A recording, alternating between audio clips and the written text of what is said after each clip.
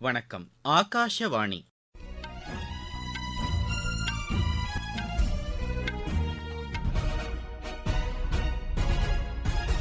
செய்திகள் வாசிப்பவர் மணி துரைசாமி. தலைப்புச் செய்திகள்: மக்களவைத் தேர்தலுக்கு முதல்கட்ட வாக்குப்பதிவு நடைபெறவுள்ள 102 தொகுதிகளுக்கான இறுதி வேட்பாளர் பட்டியல் வெளியிடப்பட்டு வருகிறது. பிஜேபியின் தேர்தல் அறிக்கை குறித்து முடிவு செய்ய அக்கட்சியின் மூத்த தலைவர் திரு ராஜ்நாத் சிங் தலைமையில் 27 பேர் கொண்ட குழு அமைக்கப்பட்டுள்ளது. ராஜஸ்தான் மாநிலத்தின் 75வது நிறுவன நாள் இன்று கொண்டாடப்பட்டது. பாரிஸ் ஒலிம்பிக் போட்டிகளுக்கு உலக நாடுகள் கூடுதல் பாதுகாப்பு படைகளை அனுப்ப வேண்டும் என்று பிரான்ஸ் கோரியுள்ளது. IPL கிரிக்கெட் போட்டியில் பஞ்சாப் அணிக்கு எதிரான ஆட்டத்தில் டாஸ் வென்ற லக்னோ அணி முதலில் பேட் செய்ய தீர்மானித்துள்ளது. இனி விரிவான செய்திகள். தமிழகம், புதுச்சேரி உட்பட 17 மாநிலங்களில் முதல்கட்ட வாக்குப்பதிவு நடைபெறவுள்ள 102 மக்களவைத் தொகுதிகளுக்கான இறுதி வேட்பாளர் பட்டியல் இன்று வெளியிடப்படுகிறது. தமிழ்நாட்டில் 39 தொகுதிகளிலும், புதுச்சேரியில் 1 தொகுதியிலும், ராஜஸ்தானில் 12, உத்தரப்பிரதேசத்தில் 8, மத்திய பிரதேசத்தில் 6, உத்தரகாண்டில் 5, அஸ்ஸாம் மற்றும் மகாராஷ்டிராவில் தலா 5 தொகுதிகள், மேற்கு வங்கத்தில் 3, அருணாச்சல பிரதேசம், மணிப்பூர், மேகாலயா ஆகிய மாநிலங்களில் தலா 2 தொகுதிகளிலும் முதற்கட்ட வாக்குப்பதிவு நடைபெறவுள்ளது. சத்தீஸ்கர், மிசோரம், நாகாலாந்து, சிக்கிம், திரிபுரா, அந்தமான் நிக்கோபர், ஜம்மு காஷ்மீர், லட்சத்தீவு ஆகியவற்றில் தலா 1 தொகுதிக்கும் வேட்பாளர் பட்டியல் இன்று வெளியிடப்படுகிறது. உத்தரகாண்டில் மொத்தமுள்ள 5 தொகுதிகளில் 55 வேட்பாளர்கள் போட்டியிடுவது உறுதி செய்யப்பட்டுள்ளது. மிசோரமில் உள்ள 1 தொகுதியில் 6 வேட்பாளர்கள் களத்தில் உள்ளனர். தமிழகத்தில் உள்ள 39 தொகுதிகளிலும் முதற்கட்ட தகவலின்படி 1079 வேட்பாளர்கள் களத்தில் இருப்பதாக தமிழக தலைமை தேர்தல் அதிகாரி அலுவலகம் தெரிவித்துள்ளது. அதே சமயம் சில அரசியல் கட்சிகள் மற்றும் சுயேட்சை வேட்பாளர்களுக்கான சின்னமும் இன்று ஒதுக்கப்பட்டுள்ளது. கன்னியாகுமரி மாவட்டம் விளவங்கோடு சட்டப்பேரவை தொகுதி இடைத்தேர்தலுக்கான இறுதி வேட்பாளர் பட்டியலும் இன்று வெளியிடப்படுகிறது. புதுச்சேரி மக்களவைத் தொகுதியில் இன்று ஒரு சுயேட்சை வேட்பாளர் தமது வேட்புமனுவை திரும்பப் பெற்றதை அடுத்து இறுதி வேட்பாளர் பட்டியலில் 26 வேட்பாளர்கள் களத்தில் உள்ளனர். முதற்கட்ட வாக்குப்பதிவு அடுத்த மாதம் 19ஆம் தேதி நடைபெறுகிறது. பிஜேபியின் தேர்தல் அறிக்கை குறித்து முடிவு செய்ய அக்கட்சியின் மூத்த தலைவர் திரு ராஜ்நாத் சிங் தலைமையில் 27 பேர் கொண்ட குழு அமைக்கப்பட்டுள்ளது. திருமதி நிர்மலா சீதாராமன், திரு பியூஷ் கோயல் ஆகியோர் ஒருங்கிணைப்பாளர்களாக நியமிக்கப்பட்டுள்ளனர். பீகார் மாநிலத்தில் ராம்விலாஸ் லோக் ஜன்சக்தி கட்சி போட்டியிடும் 5 இடங்களுக்கான வேட்பாளர்கள் இன்று அறிவிக்கப்பட்டுள்ளனர். தேசிய ஜனநாயக கூட்டணியில் உள்ள இந்த கட்சி பிஜேபியுடன் நடத்திய பேச்சுவார்த்தைக்கு பிறகு 5 இடங்களில் போட்டியிடுவது என இறுதி செய்யப்பட்டுள்ளது. மக்களவைத் தேர்தலில் முதல் முறை வாக்காளர்கள் வாக்களிப்பதை ஊக்குவிப்பதற்கு நாடு முழுவதும் பல்வேறு விழிப்புணர்வு நிகழ்ச்சிகள் மேற்கொள்ளப்பட்டு வருகின்றன. தமிழகத்தின் அனைத்து மாவட்டங்களிலும் இது தொடர்பான விழிப்புணர்வு பிரச்சாரங்கள் நடைபெற்று வருகின்றன. காஞ்சிபுரம் மாவட்டத்தில் நடைபெற்ற விழிப்புணர்வு நிகழ்ச்சியில் பங்கேற்ற மாணவி, நமது ஜனநாயக கடமையை நிறைவேற்ற அனைவரும் முன்வர வேண்டும் என்று தெரிவித்தார். என் பெயர் சந்தியா. காஞ்சிபுரம் ஸ்ரீ சங்கரா ஆர்ட்ஸ் அண்ட் சயின்ஸ் காலேஜில் second year BSc computer science படிக்கிறேன். இப்போ நடக்கிற பார்லிமெண்ட் தேர்தல்ல எனக்கு 18 இயர்ஸ் கம்ப்ளீட் ஆயிடுச்சு. ஸோ நான் ஓட் போடுறதுக்காக எனக்கு சான்ஸ் கிடைச்சிருக்கு. ஓட் போடுறது அப்படின்றது எல்லாரோடைய கடமை. அதை நம்ம எல்லாருமே கரெக்டா செய்யணும். ஸோ எல்லாருமே ஓட் போட்டு ஜனநாயகத்துக்கு பிரைம் மினிஸ்டர் செலக்ட் பண்ணுங்க. ராஜஸ்தான் மாநிலத்தின் 75வது நிறுவன நாள் இன்று கொண்டாடப்பட்டது. இதனையொட்டி இன்று மாலை ஜெய்ப்பூரில் உள்ள ஜவஹர் கலாகேந்திராவில் கலை நிகழ்ச்சிகளுக்கு ஏற்பாடுகள் செய்யப்பட்டுள்ளன. நாட்டுப்புற நடனங்கள், ஆடல் பாடல் நிகழ்ச்சிகள் இதில் இடம்பெறுகின்றன. இதில் வெளி மாநிலங்கள் மற்றும் வெளிநாடுகளைச் சேர்ந்த சுற்றுலா பயணிகள் பங்கேற்றுள்ளனர். மாவட்ட தலைநகரங்களிலும் சிறப்பு கலை நிகழ்ச்சிகள், கண்காட்சிகள் மற்றும் சொற்பொழிவுகளுக்கு ஏற்பாடு செய்யப்பட்டுள்ளது. ராஜஸ்தான் நிறுவன தினத்திற்கு குடியரசுத் தலைவர், குடியரசு துணைத் தலைவர், பிரதமர் உள்ளிட்டோர் வாழ்த்து தெரிவித்துள்ளனர். குடியரசுத் தலைவர் திருமதி திரௌபதி முர்மு வெளியிட்டுள்ள வாழ்த்துச் செய்தியில் ராஜஸ்தான் மக்களின் தொன்மை சிறப்புமிக்க விருந்தோம்பலையும் கலாச்சாரத்தையும் போற்றுவதாக குறிப்பிட்டுள்ளார். இம்மாநிலத்தின் வளர்ச்சிக்கு தொழில் முனைவோரின் பங்களிப்பு மகத்தானது என்றும் அவர் தெரிவித்துள்ளார். நாட்டின் வளர்ச்சிக்கு பெரும் பங்களிப்பை ராஜஸ்தான் மாநிலம் அளித்து வருவதாகவும் குடியரசுத் தலைவர் கூறியுள்ளார். பிரதமர் திரு நரேந்திர மோடி, அம்மாநில ஆளுநர் திரு கல்ராஜ் மிஸ்ரா, முதலமைச்சர் திரு பஜன்லால் ஆகியோரும் ராஜஸ்தான் மக்களுக்கு 75வது மாநில நிறுவன நாளையொட்டி வாழ்த்துக்களை தெரிவித்துள்ளனர். நீங்கள் கேட்டுக்கொண்டிருப்பது ஆகாஷவாணியின் செய்தி அறிக்கை.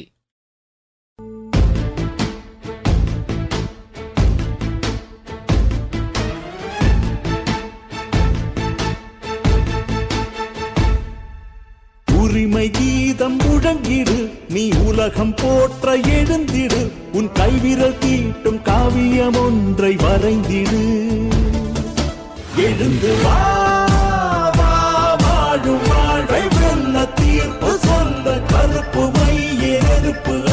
அற்புதம். திறந்து வா, ஒரு வாக்கு கூட விடுபடாமல் காக்கும் மக்கள் நாட்டின் பெருமிதம்.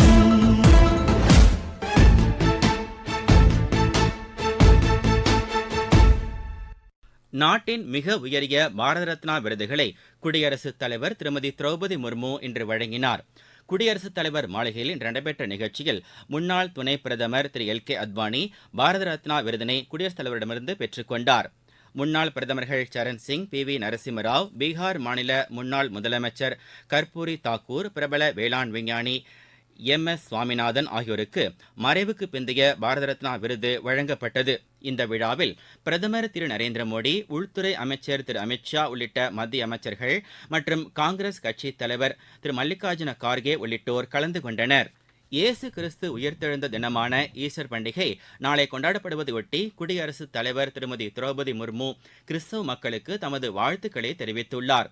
அன்பு மற்றும் இரக்கத்தின் அடையாளமாக திகழும் இயேசு கிறிஸ்து உயிர்த்தெழுந்த தினம் தியாகம் மற்றும் மன்னிப்பின் பாதையை வெளிப்படுத்துவதாக அவர் கூறியுள்ளார். இயேசு கிறிஸ்துவின் போதனைகள் அமைதியையும் நல்லிணக்கத்தையும் வலியுறுத்துவதாகவும் குடியரசுத் தலைவர் குறிப்பிட்டுள்ளார். தில்லி மதுபான கொள்கை முறைகேடு தொடர்பாக தில்லி போக்குவரத்துத்துறை அமைச்சர் திரு கைலாஷ் கெலாட் அமலாக்கப் பிரிவின் தலைமையகத்தில் இன்று நேரில் ஆஜரானார். திரு கைலாஷ் கெலாட்டுக்கு அமலாக்கப் பிரிவினரால் சம்மன் அனுப்பப்பட்டு விசாரணை நடத்தப்பட்டது குறித்து கருத்து தெரிவித்த ஆம் ஆத்மி கட்சியின் மூத்த தலைவர் திருமதி அதிசி, தமது கட்சியினர் மீது தொடர்ந்து இதுபோன்ற நடவடிக்கைகள் எடுக்கப்பட்டு வருவதாக கூறினார். தில்லியில் ஆம் ஆத்மி கட்சியை பிஜேபியால் தோற்கடிக்க முடியாது என்றும் அவர் தெரிவித்தார். கோவாவில் அகில இந்திய கால்பந்து கூட்டமைப்பு நடத்திய போட்டிகளின் போது இந்திய மகளிர் அணியினர் பயிற்சியாளரால் தாக்கப்பட்டது குறித்து சட்டப்படி நடவடிக்கை எடுக்கப்படும் என மத்திய விளையாட்டுத்துறை அமைச்சர் திரு அனுராக் தாக்கூர் தெரிவித்துள்ளார். இது தொடர்பாக அவர் வெளியிட்டுள்ள சமூக வலைதள பதிவில் விளையாட்டு வீரர்களின் பாதுகாப்பை உறுதி செய்ய உடனடி நடவடிக்கை எடுக்குமாறு உத்தரவிடப்பட்டிருப்பதாகவும் அவர் கூறியுள்ளார். பாரிஸில் இந்த ஆண்டு ஜூலை 26ஆம் தேதி தொடங்கும் ஒலிம்பிக் போட்டிகளுக்கு கூடுதல் பாதுகாப்பு படையினரை அனுப்பி வைக்குமாறு உலக நாடுகளை பிரான்ஸ் பாதுகாப்புத்துறை கேட்டுக் கொண்டுள்ளது. பாரிஸ் ஒலிம்பிக் போட்டியில் 45 நாடுகளைச் சேர்ந்த விளையாட்டு வீரர்கள் பங்கேற்க உள்ள நிலையில் 15 மில்லியனுக்கும் மேற்பட்ட பார்வையாளர்கள் கலந்து கொள்ள இருப்பதாகவும் தெரிவிக்கப்பட்டுள்ளது. ரஷ்ய தலைநகர் மாஸ்கோவில் கான்செப்ட் ஹால் தாக்குதலுக்கு ஐஎஸ் தீவிரவாதிகள் பொறுப்பேற்றிருப்பதை சுட்டிக்காட்டி பெரிய அளவில் நடைபெறும் விளையாட்டுப் போட்டிகளுக்கு கூடுதலாக பாதுகாப்பு தேவை என்றும் பிரான்ஸ் பாதுகாப்புத்துறை கூறியுள்ளது. வெளிநாடுகள் தங்களிடம் உள்ள பாதுகாப்பு படையினரை அனுப்பி குறிப்பிட்ட பாதுகாப்பு பணிகளில் அவர்கள் ஈடுபடுத்த உதவுமாறு கேட்டுக் கொள்ளப்பட்டுள்ளது. யுக்ரைனுக்கு அமெரிக்கா வழங்க தீர்மானித்துள்ள $60 பில்லியன் ராணுவ உதவியை விரைந்து வழங்குமாறு அந்நாட்டு அதிபர் திரு விளாடிமிர் ஜெலன்ஸ்கி வலியுறுத்தியுள்ளார். இது தொடர்பாக அவர் விடுத்துள்ள கோரிக்கையில் அமெரிக்க நாடாளுமன்றம் இதற்கான ஒப்புதலை அளித்தும் இதுவரை அந்த நிதி கிடைக்கப்பெறவில்லை என கூறியுள்ளார். இந்த ராணுவ உதவி மிகவும் அவசர தேவை என்றும் கிடைக்காத பட்சத்தில் ரஷ்யா அதிக அளவு உக்ரைன் பகுதிகளை ஆக்கிரமிக்க வாய்ப்பு ஏற்பட்டுவிடும் என்றும் திரு ஜெலன்ஸ்கி தெரிவித்துள்ளார். ஐபிஎல் கிரிக்கெட் போட்டி நடைபெறவுள்ள ஆட்டத்தில் பஞ்சாப் அணி லக்னோ அணியை எதிர்கொள்கிறது. லக்னோவில் இன்னும் சற்று நேரத்தில் தொடங்கவுள்ள இப்போட்டியில் டாஸ் வென்ற லக்னோ அணி முதலில் பேட் செய்ய தீர்மானித்துள்ளது. மேட்ரிட்டில் நடைபெற்ற ஸ்பெயின் மாஸ்டர்ஸ் பேட்மிண்டன் போட்டியின் கலப்பு இரட்டைப் பிரிவு அரையிறுதி ஆட்டத்தில் இந்தியாவின் சிக்கி ரெட்டி ஸ்மித் ரெட்டி இணை தோல்வியடைந்தது. மீண்டும் தலைப்புச் செய்திகள். மக்களவைத் தேர்தலுக்கு முதல்கட்ட வாக்குப்பதிவு நடைபெறவுள்ள 102 தொகுதிகளுக்கான இறுதி வேட்பாளர் பட்டியல் வெளியிடப்பட்டு வருகிறது. பிஜேபியின் தேர்தல் அறிக்கை குறித்து முடிவு செய்ய அக்கட்சியின் மூத்த தலைவர் திரு ராஜ்நாத் சிங் தலைமையில் 27 பேர் கொண்ட குழு அமைக்கப்பட்டுள்ளது. ராஜஸ்தான் மாநிலத்தின் 75வது நிறுவன நாள் இன்று கொண்டாடப்பட்டது. பாரிஸ் ஒலிம்பிக் போட்டிகளுக்கு உலக நாடுகள் கூடுதல் பாதுகாப்பு படைகளை அனுப்ப வேண்டும் என்று பிரான்ஸ் கோரியுள்ளது. ஐபிஎல் கிரிக்கெட் போட்டியில் பஞ்சாப் அணிக்கு எதிரான ஆட்டத்தில் டாஸ் வென்ற லக்னோ அணி முதலில் பேட் செய்ய தீர்மானித்துள்ளது. இத்துடன் இந்த செய்தி அறிக்கை நிறைவடைகிறது.